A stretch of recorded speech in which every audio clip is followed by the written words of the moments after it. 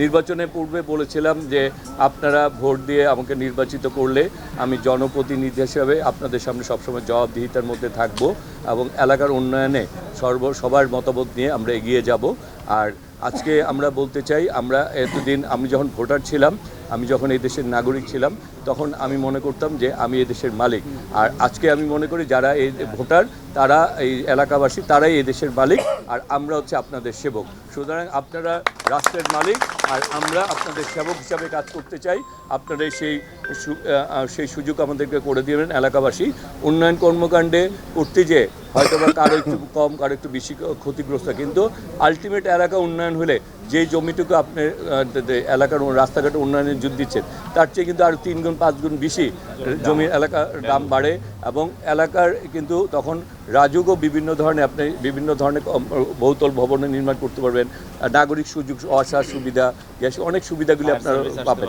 সুতরাং সবাইকে একটু ছাড় দিয়ে আমাদের উন্নয়ন কর্মকাণ্ডগুলি ত্বরান্বিত করবেন। আপনারা যত বেশি সহযোগিতা করবেন, আমরা তত বেশি আপনাদের এলাকার উন্নয়ন কাজগুলি করতে পারবো। আর আপনারা যদি উন্নয়ন কাজে বাধাগ্রস্ত করেন, তাহলে সেই ক্ষেত্রে কিন্তু উন্নয়ন এই যে সরকারি যে প্রতিষ্ঠানগুলি রয়েছে বা যারা এই কাজগুলি করতে আসে, তারা কিন্তু উৎসাহিত হবে না।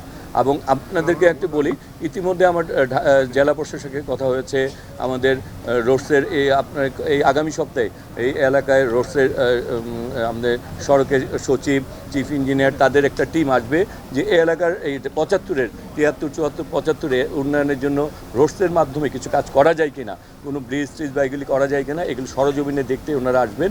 এবং আমাদের যে রাস্তাটি রয়েছে স্টাফ কোয়ার্টার থেকে আফতাবনগর পর্যন্ত, এটি 2 লাইন, এটাকে ওনারা 4 লাইনের কাজটিও সম্পন্ন করতে দেখবেন যে এটি করা সম্ভব কিনা, তাহলে ওই কাজটি ওনারা ধরতে চান।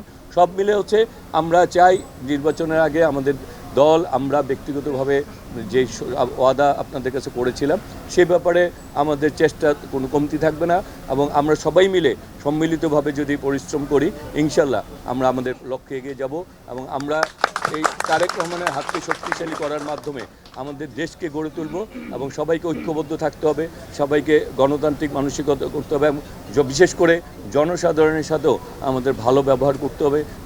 তারাও যাতে আমাদের কর্মকাণ্ডে আকৃষ্ট থাকে এবং তারা যাতে মনে করে যে আগামী দিন এই দলটি যে কথা দিয়েছে সে কাজে এগিয়ে যাচ্ছে, সে ব্যাপারে আপনারা সবাই ঐক্যবদ্ধ। আর মিডিয়ার ভাইদেরকে বলবো যে আপনারা অনেক কষ্ট করে এই এলাকায় এসেছেন, আপনারা আসলে দেখছেন যে এই একটি এলাকা আমাদের সিটি কর্পোরেশন আওতাধীন, কিন্তু নাগরিক সুযোগ সুবিধা বঞ্চিত।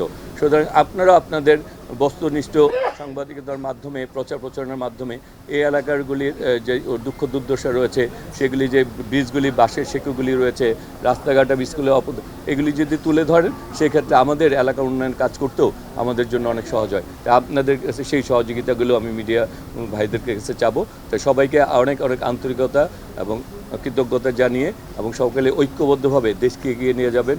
আমরা একটি গণতান্ত্রিক, একটি মানবিক, আমরা একটি নিরাপদ বাংলাদেশ গড়ে তুলব, ঢাকা 9কে গড়ে তুলব, সেই প্রতিশ্রুতি দিয়ে সর্বশেষ বলতে চাই, করব কাজ, গড়ব দেশ। সবার আগে করব কাজ, গড়ব দেশ।